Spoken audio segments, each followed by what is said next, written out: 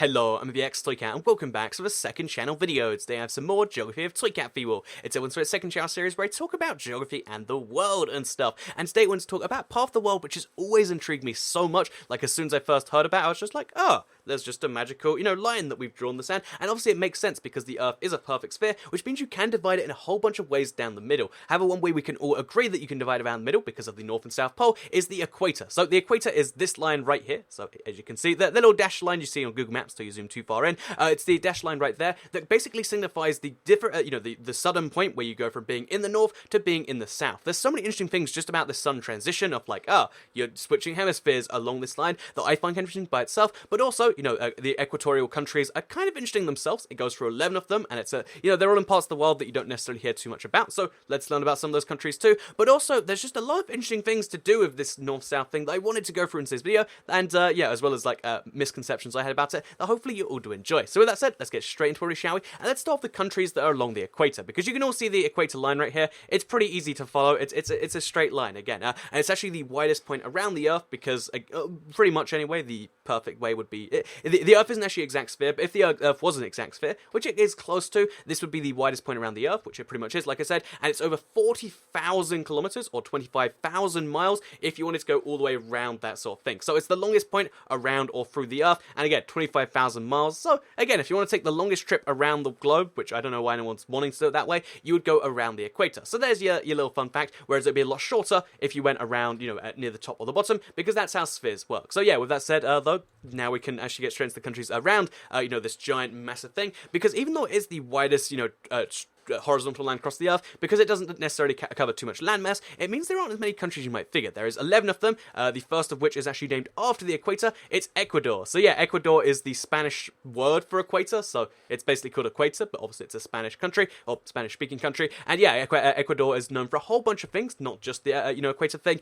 but obviously the equator is one part of it, which is very, very close to their capital city, Quito. So yeah, you can actually just go a little bit north of the capital city. I forget exactly where you go. I think it's just up here, to Mitad del middle of the world. It just it translated to English right there for me. But yeah, you go to the middle of the world, which isn't the exact equator point, but it's very close, and it's a technicality apparently. And from this point, you can actually see from north to south. We'll come back here later because it's really cool. But let me just show you for now that there is this magic point in the sand on any of these countries on the equator where you're in the northern hemisphere on one side. So this is the north, I'm pretty sure, and that is the southern hemisphere. I'm terrified I got that wrong because the map's gone a bit weird. But yeah, basically there's a magical line you can see below me where north, south, and it's kind of like the line between countries where you're just like, ooh, this is a cool little geographical thing. So if you want to go and experience the equator, that's one place you can do it. In Ecuador, again, Ecuador is known for having a very liberal visa policy, so maybe that's your thing. But the other countries along the equator are actually, let's go for it right now, are Colombia, just to the right of that. Then you've got Brazil, and then if you go further to the right, you've got Gabon, you've got Sao Tome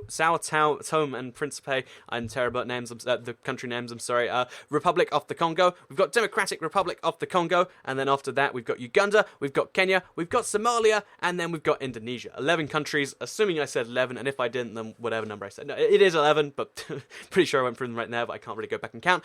There is 11 countries on the equator, but interestingly enough, there's another country named after the equator that isn't on there. You might assume there's a 12th one that I've just missed, like, what about Equatorial Guinea, Toycat? However, if you look, here's the equator right here, going past through Gabon, but there is Equatorial Guinea. So yeah, the technical claim they have to being called Equatorial Guinea, despite not being the equator, is that they own an island which is to the south of the equator, and the rest of their country is to the north. So they're technically on both sides of the equator, which makes them kind of like an equatorial country. But yeah, it's called Equatorial Guinea, but it isn't actually on the equator. Boom, there's a little, notion you might have known that is apparently all facts. But yeah, with that said, now you know the 11 countries along the equator. There's a lot of countries that are very, very close. Like I said, Equatorial Guinea. You can see a few other ones that it goes very, very close past, like over here and stuff. But the most interesting one to me is actually Singapore, because it's very well known. I think Singapore. But yeah, it's very well known, for being a city-state, but yet it's very, very, very, very close to being on the equator. Like, it's something like 50 miles off. So yeah, when you picture the equator, to me at least, I used to picture the hottest places in the world, but all of these places actually aren't that hot. And the reason for that,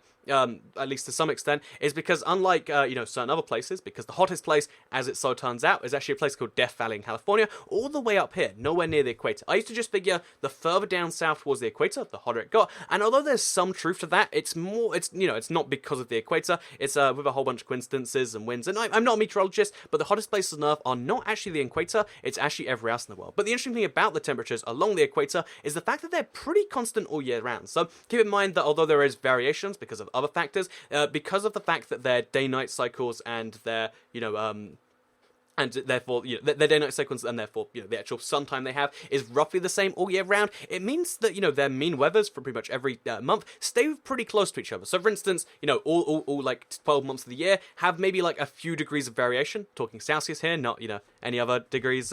Just in case anyone else was to do that, maybe let's call it like 10. Just in case anyone else used the Fahrenheit still. But yeah, no. Let's stay on actual track today. But yeah, so basically there's only a few degrees variation across their temperature because, like I said, their day and their night are roughly the same. And in case you're curious as to why their day and night is the same, and therefore, again, it comes into another point later, it's because of the fact that the Earth is on a tilt, which means everywhere else in the world has to have a, slightly changing day-night as the world. So the average day-night in the world is about 12 hours. It's a little bit more for reasons that I'll get into in a second. It's a little bit more than 12 hours, but because obviously the Earth is on a tilt, so let's look at it from space, the Earth is actually very slightly tilted. This means there's going to be a season where for some part of the year, the North is, getting less sunlight every day. And for that same part of the season, the South is getting way more, as you can see right here, because of the way the line kind of divides. And then for the other season, the North gets more sunlight and the South gets less. This is why the seasons actually, again, this is something that I know, like I only just learned about when I had someone, had a friend from, also I got myself tucked here, but this is something I only learned when I had a friend from Australia that, oh yeah, the seasons just reverse then. It's like, I guess they would have to be, which means that, Christmas, for instance, is in summer in the Southern Hemisphere. And that's something you might have learned because only 1/10 of the world's population live below this line. But trying to stay on point because we're going a little bit all over the place, the equator is a really interesting place because the day-night cycle is constant, the temperatures are pretty constant, and but the interesting thing about the fact that it is on this line is because of all these rules we've set up that generally work, you get some very bizarre situations where when you cross over that line, so again, let's go to Ecuador and the Mitad del Mundo, or if we go closer, it'll turn as the middle of the world. If we go to this line right here, then when you're on the the right side of this line, so when we're looking to the right there, this right now, so it's December right now, so the Northern Hemisphere, it is winter, so it's winter on this side of the line right here, but on this side of the line, it is summer, and that is a very bizarre thing because we kind of just divide the one in half, and because of, weird irregularities borders, it means that you're literally crossing seasons when you go over this line. So, oh look, this kid's in winter right now. That one's in summer, only by a little bit. Her elbow's in I assume that's a kid, but her elbow's in winter still. In summer still, but the rest of us all in winter. And no, just a cool little thing. You might have missed that right there. So I lost my window.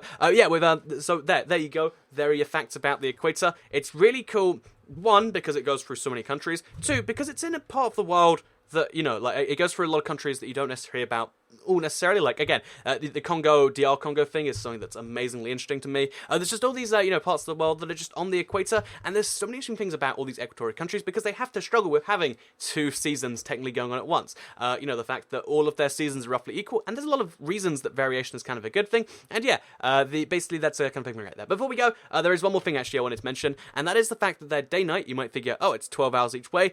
Technically, the dawn-dusk is actually slightly more than 12 hours, and the reason for that I found interesting is because you count dawn from as soon as you can see the sun a little bit, and you count dusk as being from when you count dusk as being from when the sun is fully gone, which means that it would be 12 hours if you count from the exact same point. But because, obviously, think about something going around a circle. If you count as soon as you can't see the circle anymore and can see it, you get a little bit more than 12 hours of daylight a day. So yeah, it's not perfectly 12 hours average, it's 12 hours and a few minutes because of the way we measure dawn and dusk. Also though, the sun actually rises and sets faster because of the way you see it. Again, there's just so many fascinating facts about the way that the sun is seen from the Earth, and it makes you think that, isn't that kind of special? But before we go, there is just one more thing I wanted to say that's not necessarily about the equator, but is about the, the Northern Hemisphere and the Southern Hemisphere. So yeah, again, this divides the world in a really interesting way. It seems way lower than you would figure, half the world would be, and this is because there's just more landmass and more people and more, countries you know and love above the north of the equator. Saying you know and love it makes it seem weird, which means that 90% of the world's population lives in the Northern Hemisphere. Statistically, you watching this video right now, by a long margin, are in the Northern Hemisphere. You're up here with me, it's winter, it's December, and you celebrate Christmas,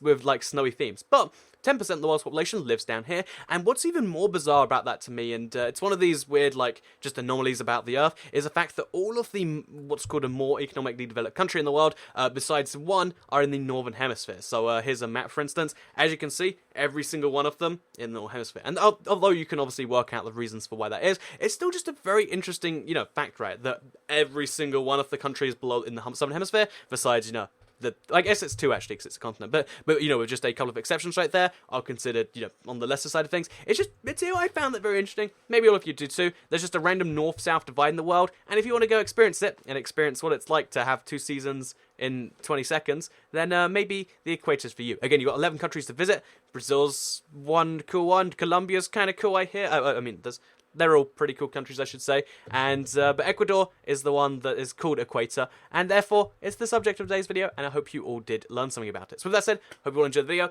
I think I did go a bit rambly today. Let me know what you think in the comments down below, because I'll see you all next time. Second channel, don't care. Goodbye.